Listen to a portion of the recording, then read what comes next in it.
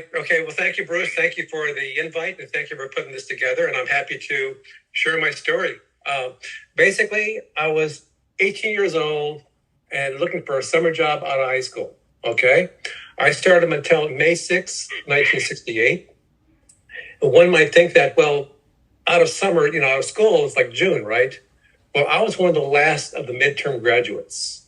I graduated in January of 68, 1 month before my 18th birthday. So during that time, I had a couple of part-time jobs here and there. And in April, I found myself at the Torrance Unemployment Office here in Southern California. And in the corner was a big banner, Mattel hiring. I knew nothing about Mattel, other than as a toy company. I've had their toys as a kid. So I went there and applied for a job, and I got the job. Okay. So my hire date is May 6th, 1968. Okay. Let me backtrack a second. Let me just give you a quick overview of my entire career. Working there from 68 to 72, I quit, wanted to be a draftsman, and I came back in 76 as an entry-level engineer. 76 to 08 is my entire career where I engineered product, including Hot Wheels sets. And at the end, I was in Malaysia, had the great fortune to live and work in Hot Wheels, during the last 7 years of my career. So anyway, going back to the beginning, okay. My job was, I was a utility man on the factory floor. And back then the hourly wage was $2.01 an hour. Now my job was supposed to be on swing shift.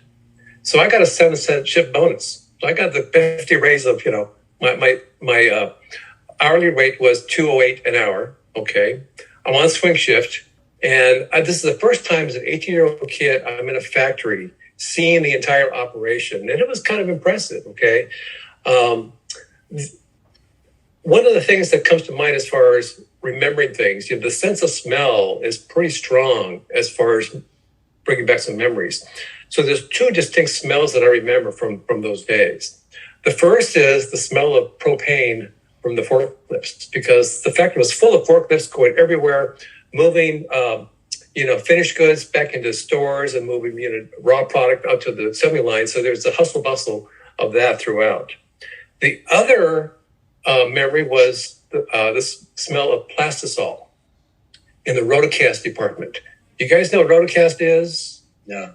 Okay, basically, it's like the way dolls are made. Here's an example. Here I have a rotocast head. You recognize this guy, right? Yeah, Arnold. I'll be back, yeah. Anyway, this is the rotocast part.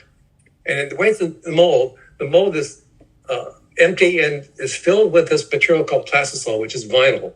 Okay, and it's heated and rotated, and at one point it gets spilled out, and you have this. What I smell of plastisol is if you've ever seen little kids' dolls, the pink, soft, squishy dolls, it's a very sweet smelling kind of scent, and that's what prevailed that particular area of the factory floor. Okay. Something else I noticed on the factory was seeing some of the assembly lines. Okay. Back then, they were still making Jack-in-the-Boxes, metal tin boxes of Jack-in-the-Box. And also, one of my favorite toys was the Mattel Vacuform. Okay. Still making them in 68. Now, I actually got one as a birthday present in around 65 when I was 15 years old. I was actually too old for the toy, but I wanted it because I was an avid model car builder. I had hot rods and dragsters, and the Vacuform was great for making hood scoops and stuff. So it was kind of neat to see that still on the assembly line. All right. So here I am on swing shift. My foreman's name was Jim Kraft, and I was assigned to be utility man on this pack-up line for Hot Wheels. It was the 5-track pack in a long, skinny box with 5 pieces of track and 5 joiners. And throughout the entire factory, all the women did all the assembly work. All the guys did was keep, like myself, we kept the bins full to make sure they didn't run out of product, moved boxes around here and there.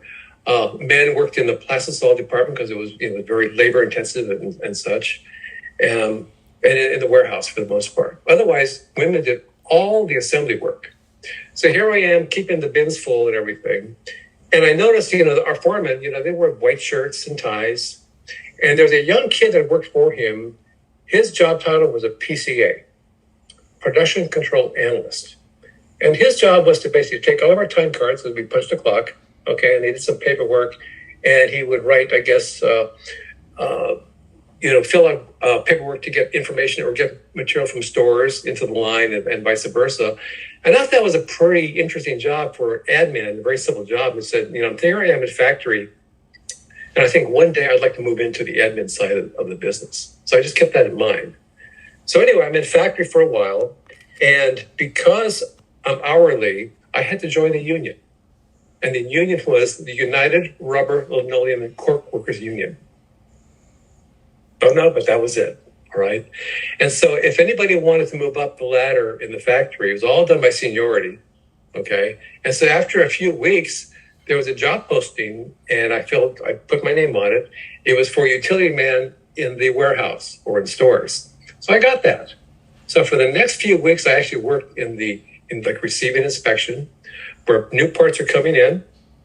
Okay, QC, they would do some inspection, they would tag the parts and so on. So that was my job for a few weeks in the warehouse. We would use the hand trucks. Instead of being a forklift operator, we'd have these hand trucks to move, pallets of stuff in and around the storage area. So that was an interesting experience. It also gave me a view of seeing Hot Wheels being made. So going back to my experience in the factory, that was in Building 1. Building 1 was the main building, and attached to that building was the tower. All the offices, R&D, all the admin people. It's all one huge building. Then there's this alleyway and a second building, which is called Building 2, and that's where Hot Wheels was produced. So while I'm working in the warehouse, I started going to personnel. At the time, I think it's called IR, Information Resources or something, in Industrial Resources. And so I basically made some applications so I could move into the admin side of the business. And I did. I filled out some forms. They had all kinds of different interesting things for me to fill out. One was called the BB mechanical test. Basically, just kind of testing to see if you could figure out if a pulley did this and it turned that way, and little things like that. There was another kind of a psychological test. Do you see yourself as being timid, playful? Are you extrovert, introvert? Which I thought was also interesting. I'm 18 years old and kind of naive about this whole thing anyway, but I filled out the paperwork. And one of the questions that intrigued me was, are you left-handed? And I thought, well, hey, I fit the bill. I'm a southpaw. Okay, so I checked that out. And I think they're looking for people who maybe could have that creative slant. And my one boasting here is the fact that I do have a creative side. I can draw. And I think spatially, I think in pictures, I think that's one reason why I think I have a pretty good memory of what took place back in the day. All right. So anyway, I finally got a job on the admin side, and I think it was late 1968.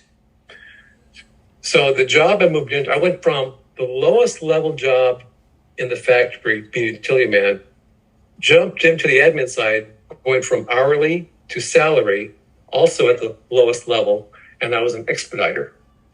So what that meant, that what my job was, I was supposed to take inventory of Hot Wheels every day. But the job was on graveyard shift. So that was an interesting experience. Here I am in Building 2, and this one guy kind of showed me the ropes of how to do it and everything. So I took inventory of Hot Wheels every night because back then, even though Mattel had a pretty good system of keeping track of goods coming in and out, apparently Hot Wheels was growing so fast in popularity that it was hard for production to keep track of where things are. Okay. In fact, a production was so competitive, running 3 shifts a day, that they would even steal from each other. Okay. And so basically they made parts faster than they can come in. So here I am taking inventory every night, and the typical layout of the way Hot Wheels, the raw parts were, they were brought in boxes. They're called a tiny lug. A tiny lug is basically a very heavy duty cardboard box, very thick. It's basically 8 by 8 by 24. And a die-cast body would be anywhere from 200 to 500 parts in that. A die-cast chassis would be 2,000 parts in there. And little hoods, like, Corvette hoods and such, 10,000 parts could be in the tiny lug. Also coming in, other than die-cast, the plastic parts, windshields, interiors, the little surfboards for the Diora. Okay. I think they came in tiny looks too, but they could have come in bigger boxes. Back then, the die-cast parts coming into Building 2, die-cast came in from A&A Die-Cast. And eventually Mattel bought A&A Die-Cast. There was another company that made parts I think it was called DCM. DC stands for Die-Cast, but I think DCM was the name of the company. So I knew of 2 vendors that brought in die-cast parts. Mattel also owned a injection molding company called H&H Plastics. So I think H&H made all the plastic parts for Hot Wheels, be it the interiors, the windows, and other kinds of things like that. Okay. Going back to my warehouse, if I may jump back a little bit, the warehouse days. Okay. Being in the warehouse, I mean, there's a little bit of downtime where you're kind of shooting the breeze and you're socializing with others. And I recall that back then, the competition for Hot Wheels was Johnny Lightning.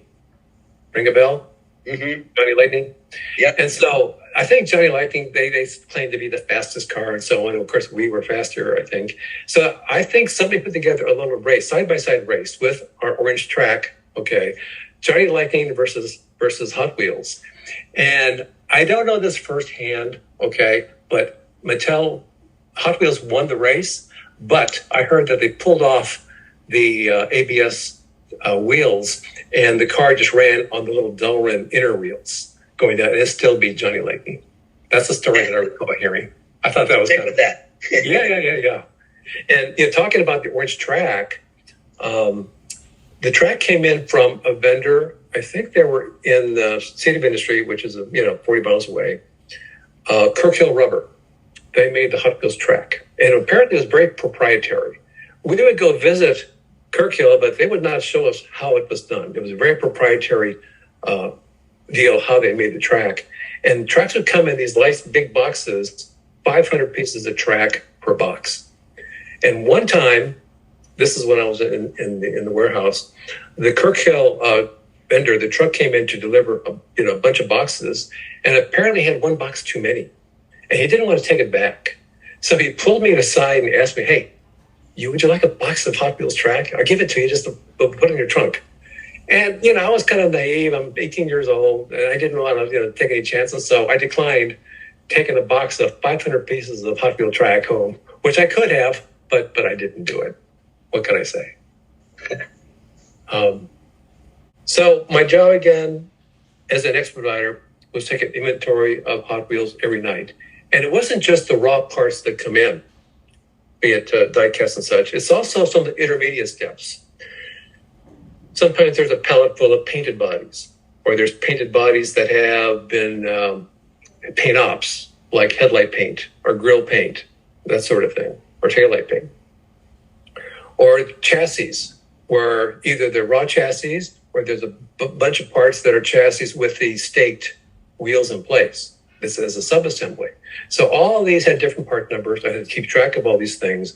I made a chart, okay, and every morning when day shift would come in, they would use my report, and that was the basis for scheduling the line for that day. And every day was like that for weeks on end.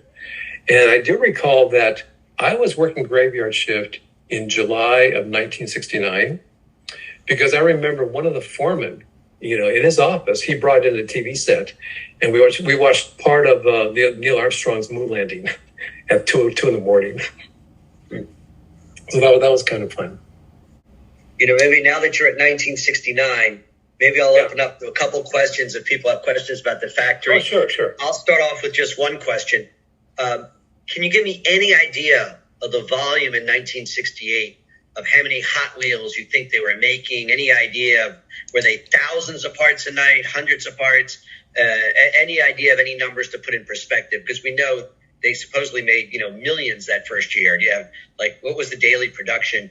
And how many women, were the women also only putting together the cars? And who put Yes. on, how did it work?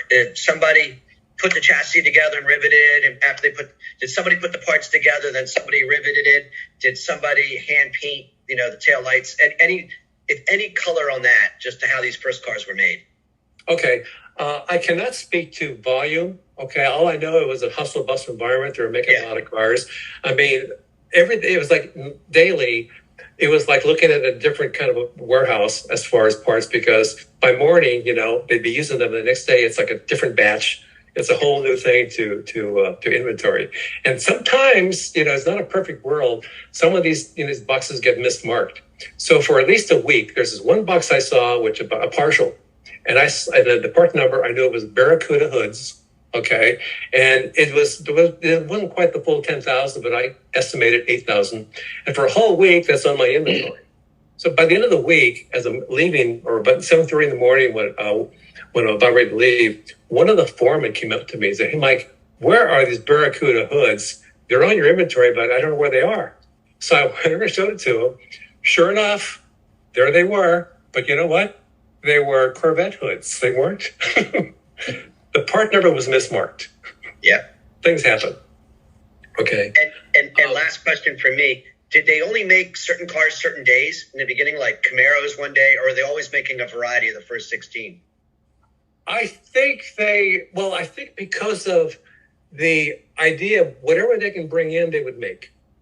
Okay. So yes, I think they tried to schedule. In fact, with my inventory, they did try to schedule the line as far as, okay, Mike says there's, 15,000 complete units of Camaros that can be made. So we'll schedule them into the line. Okay. Then there's T-Bird and other things. We're missing a bunch of Diora parts, so we can't do those today. So yes, it was kind of a hodgepodge. Okay. But they still tried to schedule the line to keep them going. Perfect. Right? David Schramm had a question. Okay. Hi, Mike. Hi.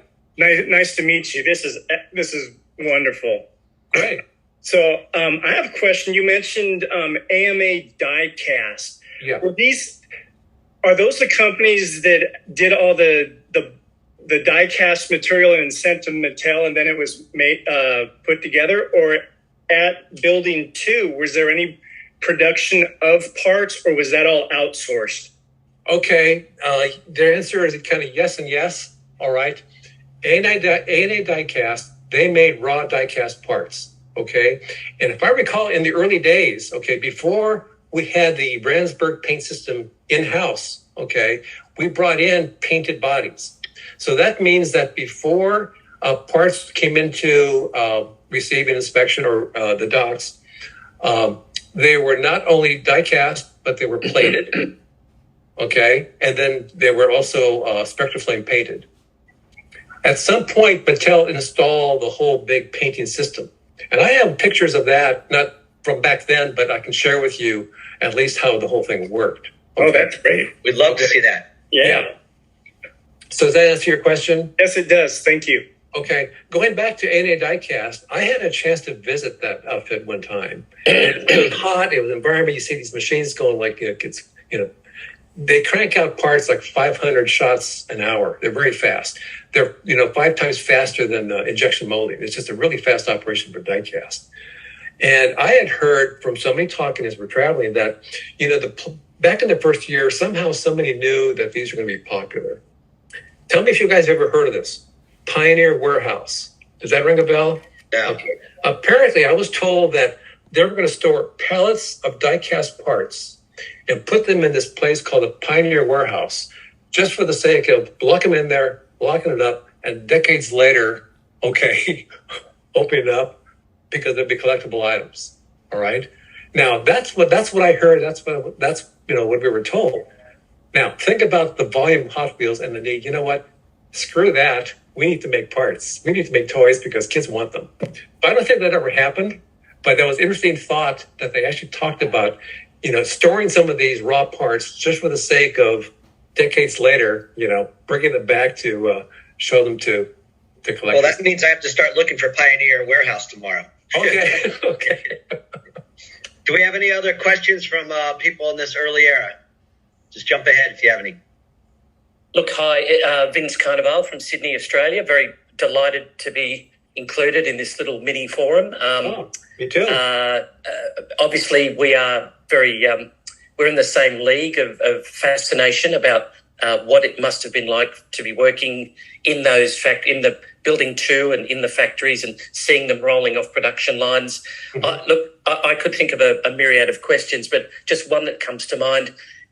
As an 18-year-old or 19-year-old working on toy cars, what was it like for you amongst your peers? Did they give you a bit of a hard time saying, what are you doing in a toy factory? Or was there some did you have a real bit of pride and love and joy amongst your mates? Because, Mike, I'll just finish off by saying in today's era where we're 60 plus years of age, and I try and show a few mates my Hot Wheels cars, some of them will say, yeah, I used to love them when I was a kid, but now when are you going to grow up, Vince? But look, it's a silly question, but I'm curious about what it was like for you working there and what it was like, generally. Okay. Well, I can tell you, it was pride. Everybody was happy to work there. We were working for a toy company, okay? Mm-hmm. And we all had a blast. I mean, even at our desks, we had, parts, we had raw parts, we had finished parts, and just parts everywhere, okay? Mm-hmm. So it was a very fun environment. Everybody kind of just, we all worked together. We all had this big, I don't want to say we all had a smile on our face, but we all enjoyed what we did, okay? So it was a lot of camaraderie, I would say. All throughout. Brilliant. Even the factory workers. I mean, second line workers doing the same thing day in, day out. They're very mundane, okay? They were joyful. I mean, they were kidding around and so on. So it was a good environment in the factory, in the warehouse or stores, and then also when I moved on to the admin side, which was the big eye-opener for me. Even though I was on graveyard shift, I got to see a whole lot of stuff, okay? So can I move on to back on? Yeah, absolutely. Go ahead and we'll catch up next questions. Super love the talk. Thanks very much. Two kind of related questions. Did you guys have any interaction with the production in Hong Kong? And the other related question to an extent is, we all get excited about the different interior colors or different base plate colors or things that are slightly different. How did that work out? Was there like a fixed, this is how this model is going to look like, and sometimes there's just a different part came in, or were there 50 of the same different color made? Or how do you remember how that happened? Yes, okay, I can speak to some of that. As far as Hong Kong, my only interaction with Hong Kong is watching the box, from back into our warehouse, parts that came in from Hong Kong. I mean, if you've ever seen the boxes, they're very cheap, corrugated. I mean, you can tear them with your fingertips. I mean, they're really cheap. I saw a bunch of cars from Hong Kong come out, and it's the first time I saw a bunch of Camaros that come in from Hong Kong. But yes, I didn't. In fact, at the time, I didn't even know we were making Hot Wheels in Hong Kong. At the same time, we're making them here in the U.S. At the main factory on Hawthorne. Okay, so I thought that was very, very interesting. What was the second part of your question? I think he's asking about why some cars are made differently. But remember, we talked about FEPs. You can explain that now. I'll get to that. I'll get to that. I think that'll answer your question. Okay, moving back to the admin side of things. The office area was basically is a big bullpen area. There was a couple of partitions. In this room, bullpen were 3 or 4 departments. My department called Material Control.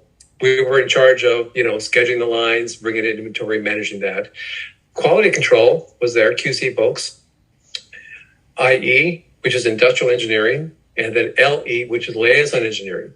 The IE people, they basically, I think, worked out some things like the technical side of like how to do the painting systems and making the nests for all the parts for the assembly. And it was Liaison Engineering that did all the work for the assembly lines, making all the jigs and fixtures, the conveyor belts and where do you put the boxes and all that kind of stuff to optimize assembly for the ladies. Okay, so that was one big area that was building, but that building was a small building inside building 2. Okay, so we can just walk right out and there's the hustle bustle of the factory all around me. I can walk past the main assembly of Hot Wheel cars. Further back is chassis stake is another department. Another place where these tables, these vibration tables that would spin around, moving wheels around to line them up so they can get hot stamped, the outer red line and then the inner mag wheel. Okay, it was very fascinating to watch all this line tooling in action. It was like a symphony, so to speak. Okay, it was really fascinating. One time when I was taking inventory, and I had to walk across the aisle into building 1 where the paint department was. Because once we finished painting a batch of die-cast bodies, they would go into the paint department for the decoration. Now, back then, the only decoration was via paint. It was either headlight paint, taillight paint, or front grille paint. Or maybe in some cases like the T-Bird, the tonneau cover, or the back deck of the Diora and the fleet side as far as black paint. So that was the only decoration Hot did at the time. All right, that was in the other building. So I had to inventory those. They put all these cars in tiny lugs on trays, so they actually stacked really nicely. So when they go to the assembly line for final assembly, they'd be kept neat and not damaged or anything like that. One time I saw there was a test being conducted. They were painting a unique paint for Woodies and Vickies. They were painting the top in a wrinkle black paint, which I thought was interesting. Outside the normal manufacturing of this is a flat black paint. They were playing with wrinkle black. How it crinkled. Wrinkle, we call it. Wrinkle. Yeah, they were doing that. I have no idea if they actually manufactured cars. Yeah, they did. That, but I saw when they were first experimenting with that. I thought that was intriguing. Okay. Eventually, the Randsburg process of painting the cars came in-house at Building 1. Okay. That meant that all the die-cast parts that came in from A&A or DCM, they were plated before, when we received them, because the Spectraflame paint is kind of like a translucent paint, and it's just the one coat going through the system. Basically, that's how that was done. So I remember when it was installed, I can remember seeing the Randsburg system. You walk in there and you see this interesting configuration. And I have a video off YouTube that can show you what that paint system looked like, exactly what I saw. And even walking past it, here I'm a distance away, you can feel the electrostatic in the air, my hair sticking up, my hair on my arm sticking out. Just a very interesting experience. But watching the way the cars were painted was just fascinating. It was all get out. Now, at some point, I went from working on graveyard shift to day shift. I don't recall exactly, but I think it was that they didn't need me to take inventory every night because they actually got a handle on how parts were coming in. So they let me come on day shift, where they let me, use my own information basically and schedule the assembly line. So I went from expediter and graveyard shift to scheduler on day shift. So working on day shift was even a little different experience because, graveyard shift is like a skeleton crew. Even the assembly line isn't, full bore. And of course, the admin side, just a skeleton crew as far as, myself, 1 or 2 people in QC, maybe somebody in LE, nobody from IE. And day shift is just everybody's around. Okay, so I got to see a whole lot of different things. I can remember walking through the IE area where they'd have new parts. This is before parts go into production. And I remember seeing the beach bomb. And I even helped to build them. I'm playing with it, not thinking anything about it. And then I heard from the guy who said, you know what, we're not going to make this because it doesn't work. It doesn't work with the thing. That's where they quashed it. And that's all I knew about it. I had no idea that they actually assembled a handful of them. Okay. What color was the one you picked up? It was raw die cast. Okay, raw. You should have kept it. It was raw die cast. Yeah. Wow. Yeah. That'd be worth about $25,000 now if you still had it. And you know what? Back then, I had no sense of, I love toys. Yeah. I like Hot Wheels. In fact, I'm a car guy. See, I have a sports car. But I was never into looking at the Hot Wheels as far as downstream being what they are, especially the first 16. Okay, I thought, today I'm just amazed that I kicked myself. Why the heck didn't I? I used to have a bunch of those cars, and I give them to my girlfriend's, younger brothers. I never really kept any of them. I may have a few laying around somewhere because I do have quite a stash of cars in my garage. So I thought that was interesting. Going back to scheduling, here's a couple interesting things, okay? Back then, everything was per schedule. Everything had some sort of here's how we do things. And one thing I recall was for the first 16 cars, there was this matrix or chart where here's the list of cars and here's the different colors that were available. Each car at the time was painted only 3 different colors. Okay, the next car on the list was painted 3 different colors. There could be some overlap, but not the same 3 colors.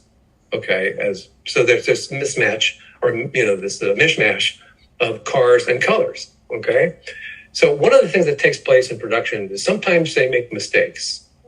And there's a mistake, production usually goes to liaison engineering and they ask for a deviation. Okay, so one time,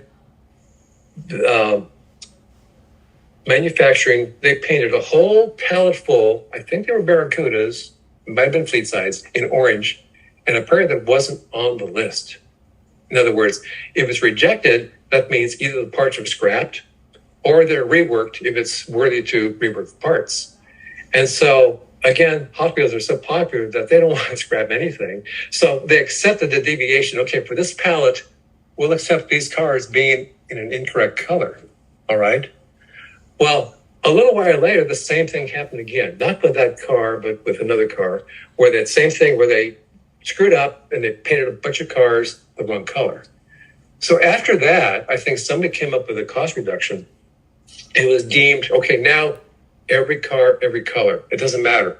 We bring cars in. If you're running, orange one day, then whatever's going through the system is orange, and then we'll change over. So that was an interesting change, going from a set matrix to now it's a free for all, every car, every color. So I remember when new colors were introduced, and I think the Beach Bomb is in this one color called Cerise, which is a hot pink.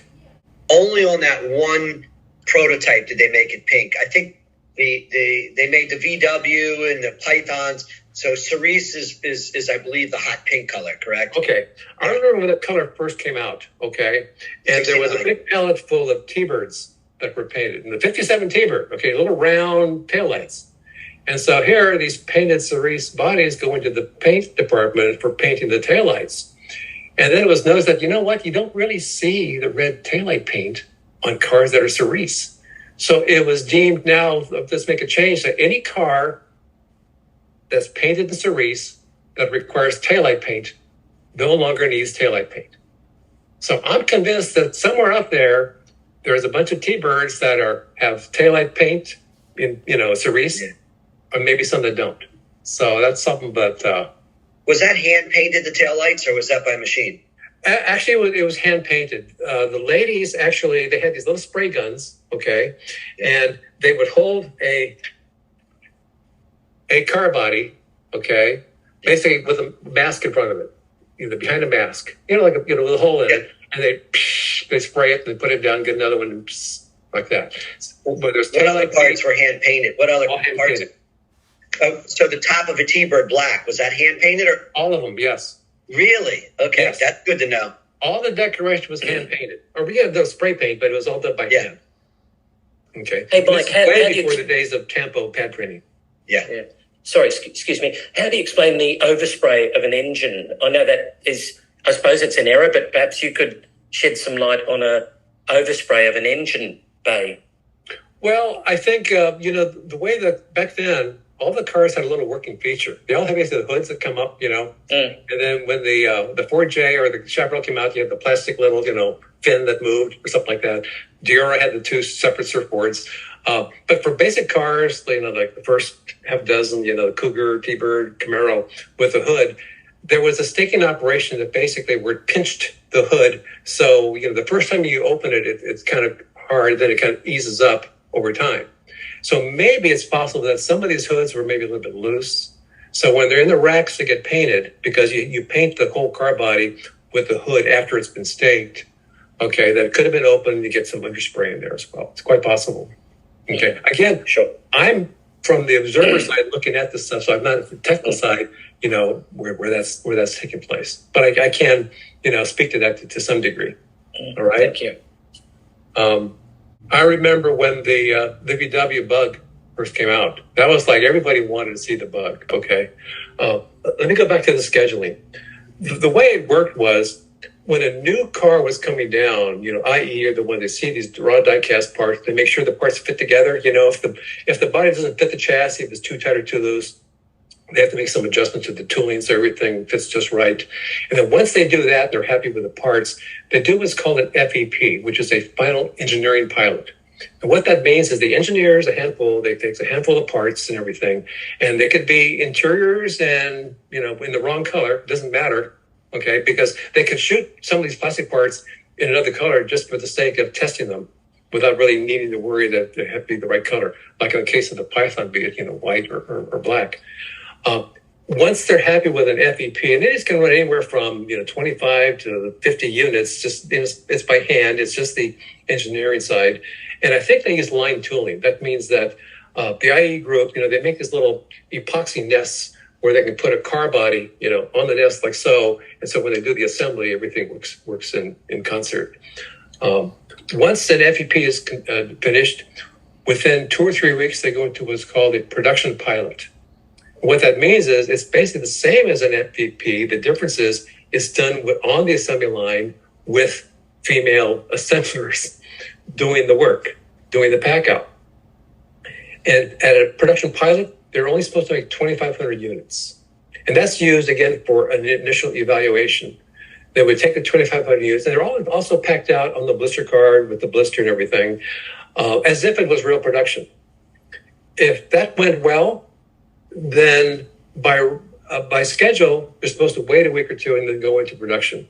But everything's run so smooth at that point with Hot Wheels, they went right in from PP to PS. It was like one smooth thing. In the case of the Volkswagen, everybody wanted to see a cute little Volkswagen come on the line. As they were coming down the assembly line, okay, in the final pack out, they're supposed to make 2,500 units. I think only a few dozen wound up at the very end because I think people were, getting them and putting them in their pockets. It was very popular at the time, and people didn't care. So it's kind of fascinating. Going back to cost reductions, here I am on the day shift. I'm a scheduler, and Mattel has these programs that anybody and everybody can come up with an idea for, to save money. That's a cost reduction, and if it's accepted, there's a monetary reward. Management could not partake in that. And so one day my boss calls me in the office and Mike, I want you to fill out this cost reduction form. Basically, he gave me the reward. Okay. The idea was that in production, every so many hours, QC is supposed to take so many units and do an evaluation. Take it apart, make sure, it's sealed properly, make sure the car is there, the wheels turn. Basically, like a test, it's a sampling. Okay, I don't know how many units, maybe 24 units every few hours. So the cost reduction proposal was, because they never really found anything wrong, cut that in half. Instead of doing 24, let's do 12. So I submitted that. They did the evaluation, how much money they could save on a year's time. And I guess what? I got $25. So that was kind of nice. It was like a little gift given to me. So that's how that program worked. And going back to the things I mentioned about the pallets of cars being painted the wrong color, or maybe even the taillight paint, those could have been cost reductions, but it could have been just management decided, every car, every color, and so on. Like I said, production, they were it was a big rival between day shift, swing shift, and then graveyard shift. They would steal from each other. I would schedule swing shift to run, 20,000 Dioras, and swing shift guy would come in, where are they? Day shift already made them. There was that kind of thing that took place. We were making cars so fast. At one point, the goal was to go to 1 million cars per week. That tells you how many cars we were making. Okay? And so to get there, my boss in material control met up with the other upper echelon as far as management, and they decided, we need to get our supply chain in order. Okay, we're going to shut down the factory for 1 week. And they did. They shut down everything for 1 week, bring in inventory, get the whole supply chain in order, ramp up production, and yes, they met the goal. They made 1 million cars a week. Fascinating. Wow. What was buttons and packaging all in the building too? Also, the paper packaging, everything, really. Everything was there. Yes. The main production floor, it was where basic cars were assembled, even the sub-assemblies. The chassis stake. The chassis stake was a simple little station where a lady, worker would put the chassis in the nest, okay, put down the 4 little bent axles in there and hit 2 buttons, okay, to do the staking. By design, for safety reasons. You don't want your hands in there. This one gal had a boo-boo, okay? She got kind of complacent. And as she's doing chassis stake, she's using one elbow that kept one button, okay, in place. She had put things in there and they hit the other one. Well, what happened was she actually got her finger, kind of pinched. It was a big deal. We had to get her escorted and all that kind of stuff. So accidents do happen, even though they try their best to keep everything under control. And they really did. Wow. Okay. So that's one thing I have to recall that took place. Okay. When a new car came out, and I think it was like the Chaparral, which was a very, very thin car. Okay. All the cars have what's called the spin post. That's what gets hung on the rack for the Ransburg paint. Well, apparently these skinny little cars would not fit on the racks. And I have something that I can share with you as far as a drawing I did. You get an idea what the racks look like afterwards. But basically they wouldn't fit. And so they're kind of scratching their brains in IE. How can they paint these cars now because they don't fit the normal racks? And so just out of the blue, I mentioned to my supervisor, you know what? If you take this rack where you hang these cars, okay, you just give it a zigzag kind of pattern, they could hang on the zigzag. Well, my supervisor took it upon himself just to make one up really fast. He showed it to the IE guy, the main manager, and they go, wow, great idea. So here I contributed in my own little way to help them make these cars. They actually made a bunch of racks so they could paint these cars, and plus the fact that it worked with all the other cars anyway, just the fact that it was a zigzag pattern. So that was kind of a fun thing that I felt I contributed to. Somebody coming out of left field, okay, not in part of the, the engineering side of production and so on. So that was kind of fun. I felt good about that. If it wasn't for you, every Chaparral had never been painted. Well, or maybe painted outside. Yeah. Thank you for that. Yeah. So that's basically, I think, my story at that time. Well, let me open up for some more questions, and then we can see some of your show and tell. Okay. Sure. Does anybody have any questions at this stage? Just David Schramm, go ahead. Hi. My question was, you'd mentioned there was some kind of a vibrating table or something for painting the wheels. What was the process that you observed of how they painted the wheels, like how they put the lines?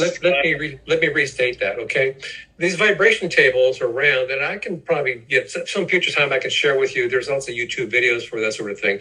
It's a round table with an internal track going upwards, and basically it shakes so the wheels would come up, and if they're in the wrong orientation, they fall in until they're all lined up and going down a trough. Okay, now you have all these wheels lined up.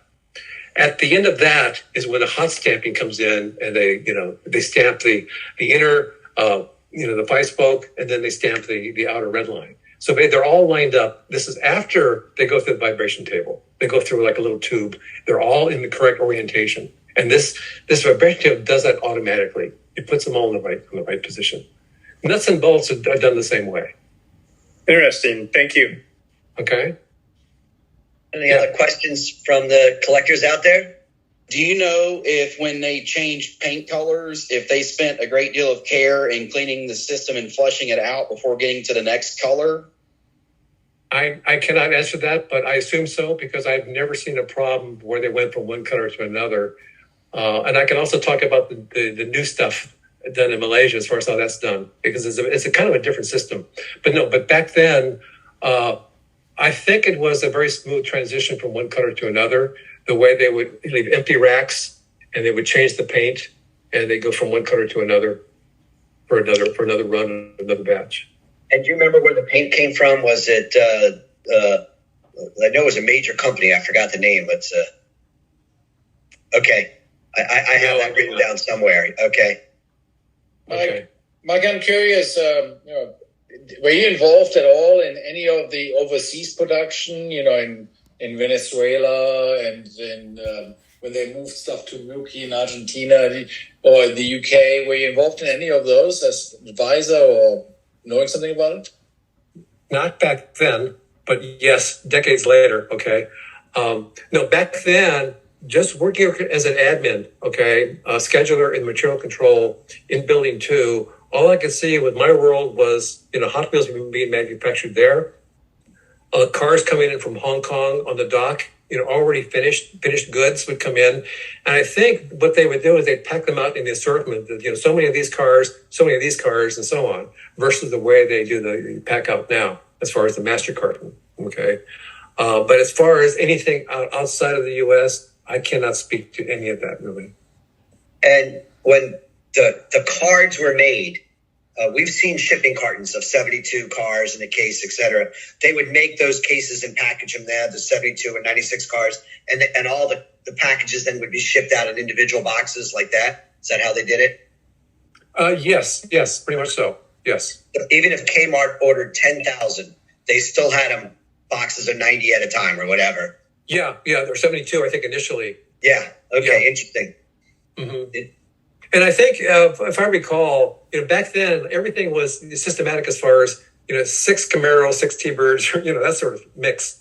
Whereas nowadays, it's whatever the plant's making, just to fill up the 72 or 96, it's a whole bunch of these cars, and because just the continuous production, it doesn't matter because eventually they'll all get packed out anyway at some point. And you said you had some things you wanted to show us. Maybe now's a good time now. Yeah, I could. Okay, I can show that. So I need to go into share screen. Okay. This is something. Can you see this drawing? Yeah, great. Yeah, that's good. That's great. I'm trying to see what you guys see. This is a sketch that I made of how Hot Wheels were made back in the day. I did this in 2001. I'm living in Malaysia. This was meant for designers back at headquarters who don't know how cars were done back then. They just know how they're done currently, okay? So here you can see there's the die-cast body, there's the hood, the windshield, the interior, and the 4 bent axles, all right? You see the wheel, and with 10 and 11, I'm showing the hot stamping for the mag wheel and the red line. And the number 7 is a little Delrin insert, because back then, that's what let the cars go really, really fast. Of course, that was cost reduced out years later to where it's just an ABS wheel written on an axle. So this kind of represents how the cars were produced in the basic format. Other cars come into play as far as uniqueness, being the 4J with the rear hood, the chaparral with the little plastic part, and so on. So that's what that is. I can show you. Does this one come in now, or do I have to change over? Now, here's a picture of that same body. What I did was this to kind of show you how it's molded, all right? The part in red is called the slide. Now, to get this contour of a 3D body, you need to mold it, but you have to pull away these slides from the sides and from the back, so you get the whole contour. So in the mold, it's actually a complicated mold. It isn't just to open and close, okay? It's open and close, but there's extra parts off the back and off the sides that open up at the same time. And that's how these cars are molded. The red part and the blue part that I show in the front, where the front grille is, those are called slides. And somewhere along the line, there needs to be a gate. And what a gate is where the hot molten die cast gets into the mold to fill it up. Then eventually it gets broken away, everything gets tumbled and cleaned up and so on. But that's the basic premise of how a mold is for a Hot Wheels car. And if you think about a mold, okay, let me get out of this for a second. If you think about a mold, which is, let's say, a flat part, okay, that just opens and closes, okay, no big deal. But if you have a hole in that mold all the way through, that's called a shut-off. That hole that's where steel meets steel, okay? In the case of Hot Wheels, you look at all the open windows, those are all shut-offs. And those are all prime candidates for flash. So over time, as the mold wears out, there'll be accumulative flash. Then they have to go in and weld and clean things up and so on. There was one toy that I worked on in 2000-something. The code name was, I think maybe the real name, 16 Candles. Does that ring a bell? I think you guys have early stuff. But anyway, 16 Candles. Well, here in tooling and manufacturing, we nicknamed it 16 Shutoffs because that's what it looked like, because all these holes, it was just a nightmare for tooling. Oh, yeah, by the way, yes, let me go back here and introduce. This is me at... All right. This is me at 19 years old. That's my badge number, 95072. Here I am. Are you sure it's not a mugshot? Yeah. You took too many VW bugs, didn't you? Yeah. There's 2 Bruce Pascals in the room. No, that's another Bruce. Oh, that's another Bruce. I see. Yeah. Mr. McKITTRIck, did you by any chance know anyone in the model shop? Back then, no. But years later, yes. A whole bunch of people. You know, I'll tell you what, a good time. It's almost 9 o'clock. So why don't you give a quick summary of what you did afterwards and talk about your career all the way to Malaysia, and give everybody maybe a 10-minute version of the rest of your career. And then maybe one day we'll have you back to. Okay, that's fine. Yeah. Well, I'm certainly happy to share with you my stories from the early years. And maybe there's a few things in there that I might have forgotten and such, but it was really interesting to see the early days of Hot Wheels. I was there. I loved every minute of it. And, you know, being back then, when I actually left Mattel in 72. Okay. But before the 1970, all right, when I'm still in the admin, I actually had to leave the company because I joined the Army Reserve and I had to go on basic training. So I'm gone for 4 months and I come back because Mattel has to give me a job. But the Hot Wheels thing was like, it was either winding down or something, but Sizzlers were really big at the time. So they gave me a job in another department and so on. And that was my first exposure to R&D. I'm talking about the second floor of the tower, seeing all the designers like Larry Wood, the model shop, all these creative people. And that just fascinated the hell out of me. Okay. So here I am. I left in 72. I'm a draftsman. And I had a chance to come back in 76 as an entry-level engineer. So here I am engineering product. My first project was like Big Jim, Mayor election project. But years later, I worked on some Hot Wheels stuff. I did the original Scorcher Chamber, the original 3 Stow and Go sets, the service center and the construction site and such. And I did 1 race set. And then fast forward to 2000, here I am in management. I've had groups under me. I had a chance to go to Malaysia and work on Hot Wheels. So here I ran the development group. I don't know if you heard the name George Salakis. Yeah. I replaced him. He retired, so I replaced him in Malaysia called PPD, which is Penang Product Development. And it was a wonderful experience. I wouldn't trade it for the world. So here I'm managing, I'm receiving designs from headquarters, turning them into, things that we can tool, and the tool department would support the plant. At the time, we ramped up the plant to make 4 million cars a week, which was quite a bit.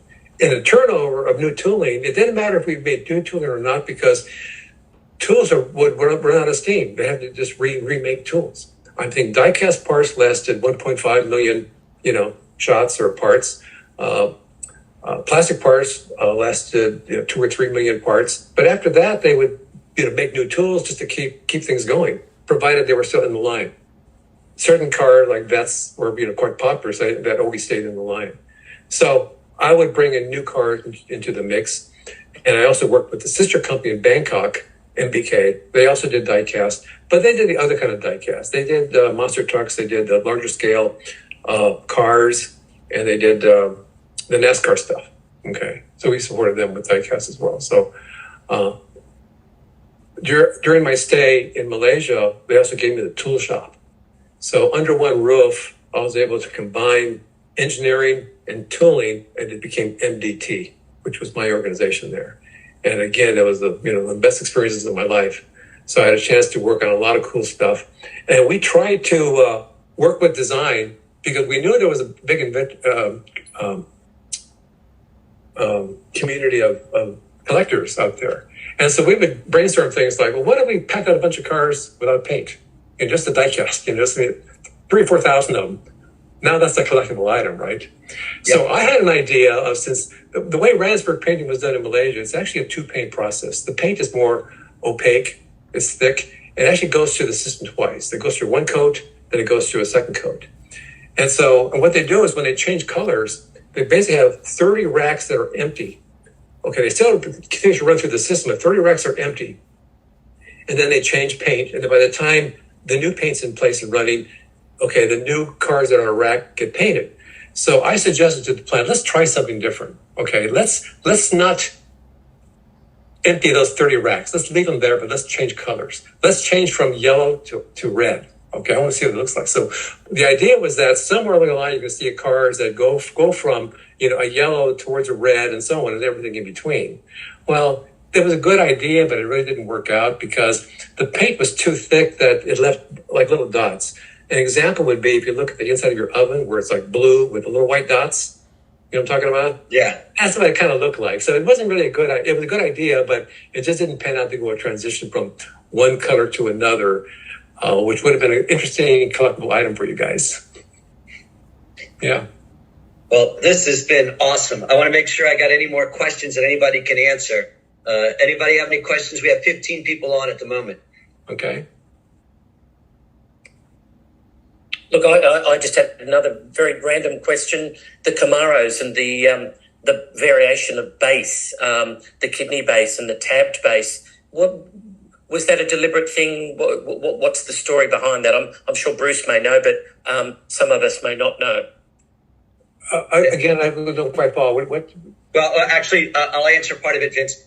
In Hong Kong, not United States, but there are some variations of holes on the bottom of the chassis, you know, for the car, and it changed over time. So, do you have any insight of that, where they would change any of the designs of the bases of the cars?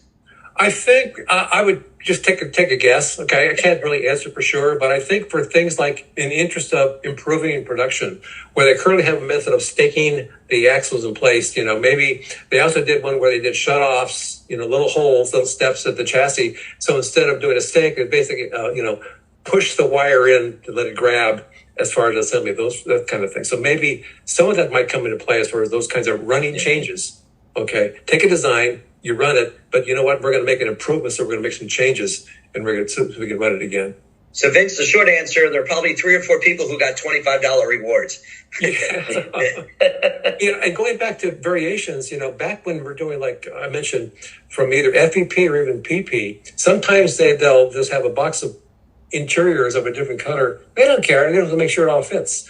And if it was good enough, then maybe some of those got into production as well. That's why you might see some of those.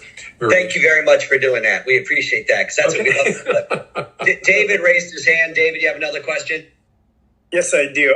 I've always been curious how things are made ever since I was a little kid. I'm wondering if any of the early molds of the red line or the Hot Wheels cars, do any of the molds still exist, or were those all destroyed? I'm going to take a pretty educated guess that they're probably all destroyed or worn out. They no longer exist. Okay. And I think back then, if you could ever find one, the molding of the cars was kind of different. I had heard that the way the car bodies were molded, it basically was 3 slides, because you needed one side where, like I said, the gate for where they inject the hot die cast in. But in Malaysia, they solved that problem. Every car has 4 slides, and the gate actually goes over one of the slides, so it moves out of the way after it's been molded. So it's a very, sophisticated method of injection molding. Not to mention the fact that in their little presses, they actually have 4 unit dies. They have 4 bodies running at any given time making parts, and they can swap them out. So it's actually a large mold with 4 little molds inside. They're very efficient. Wouldn't the best chance for finding one of those molds be in Argentina or one of the places that Intel offloaded the molds to? And maybe that could be. I can tell you that in Malaysia, we had what was called a morgue for all the molds that Mattel did. Anytime we finished production of any kind of a toy, they'd ship the molds over here in storage. And every few years, there'd be a whole list of what's in the morgue, if you will, and pick and decide whether, okay, let's leave it there. We may want to bring it back because it still works, or scrap it. And if they scrap it, what that means is they just deface it, they put weld lines through it, just basically hacksaw it, and then just, salvage it for steel. Mm-hmm. They won't let anybody make parts with them. Make it. That makes sense. Sense. I'll introduce myself. I'm another Bruce. Okay. Calipac in Texas. And the reason I asked the question about if you knew anyone in the model shop was a very good friend of mine, Larry Cox, worked in the model shop from the inception of Hot Wheels to about 1975. So I thought you may have crossed paths. The name sounds familiar, and I may have in some capacity, yeah. Because I worked with a lot of people in the model shop, great bunch of people in the model shop, yeah. He's an interesting character. Very much of a recluse these days, and it's hard. I tried to get him to join this video, and he's just not into modern technology. And okay. He said, Bruce, take good notes. All right. Any other comments from anybody? I think this has been an amazing, enlightening evening. It's probably the closest we ever got to understand what it was like to be in the factory in 1968. I do have to ask the question. 1968 was such a year with Martin Luther King's passing and turbulence in the United States. And I've heard stories about other clients, from other employees, about Mattel being very racial sensitive and having programs and bringing African Americans in those days. What was it like in the 68, 69 and on the floor of the factory? Yeah, interesting point you make. Also, the Vietnam War was big. Yeah, right? And the Vietnam War, yes. Yeah, and drugs were coming on board, and that sort of thing. I felt comfortable at Mattel. I thought Mattel was, truly the equal opportunity employer. I thought they were always above board with that sort of thing. I didn't sense anything as far as being any racial insensitive. In fact, a good portion of the factory workers are black. It's just the way it was, and we all got along great. And they're all, a bunch of great people to work with. So, yeah, all three shifts. That's amazing. Yeah. Well, if we don't have any other questions, we'll say goodnight. Any last minutes? Now, I guarantee you're going to get 16 calls tomorrow. Do you have any extra old cards? So tell them, sorry. I don't mind. I am so pleased. I've been there. I remember all this stuff. Yeah. I'm pleased that I have a pretty good memory about things, and I'm glad to share. I really am. And I'm sure there's more things I can share as well. If you find them, give me a call, Mike, and we'll go over. I'll tell you what you got. So. Two last quick ones, if I may. Sorry Sure. if I'm jumping this on. What was it like with Elliot Handler? And was it true that the invention of Hot Wheels was to counteract his wife's invention of Barbie dolls? Was that a prevailing thought, or is that just folklore? Was it relevant? I think that's folklore. I think basically it's like you've seen in some of the documentaries that even maybe you were a part of, Bruce. Yes. Compete with Matchbox. Come up with a diecast car that doesn't just roll. You want it to speed through, and I think that was the effort. And that was the effort. Came out with just such a nice product. I think and Mike, there was another part to that. Mattel was doing a lot of guns at that time, and because of the Vietnam War, Elliot Handler knew he had to get out of the guns. And he needed to get into something else. And that was a natural for him to experiment with the cars next. Yeah. So it goes back to the Vietnam War again, Yeah. In fact, that's why I joined the Army Reserve. I did my part. Yeah. So, do you have any old photos, Mike, that you took yourself? No, I didn't, and I wish I did. All the photos are basically up here. I can remember the floor, I can remember the assembly line, and so on. I do have a lot of photos from the current plant in Malaysia, because I was there. I have little videos of the Temple process. I can share all that kind of stuff. Yeah. It's fair to say that every person in this link up, I guarantee you, has dreamed or wished for a time machine to go back to October 68 and walk into the factory with you. Yeah. Same here, so I can get handfuls of stuff. Yeah, keep that Volkswagen you had in your hands. Yeah, exactly. I'm going to say thank you on behalf of the collector community, Mike. Absolutely amazing. Your memory... thank God you had that spatial memory. I really felt for a moment tonight that I was walking in that factory floor and, looking at these machines and the noise, the smells, and the foremen and the million a week. You're a part of something that's near and dear to everybody on this call tonight. And if I get a chance, I want to mention to one of the people that put together these conventions, because we actually have over 1,000 people that show up, and we have guest speakers at different times. You'd probably be an awesome speaker. I would love to participate in some capacity. Sure. Yeah, and it's not too far. It's usually in LA, and I will make a call to the people to see what I can do coming up in October. Great. Okay. Well, without further ado, thank you, everybody. Thanks for organizing. Thank you, guys. Thanks a lot. Cheers, everybody. Thank you.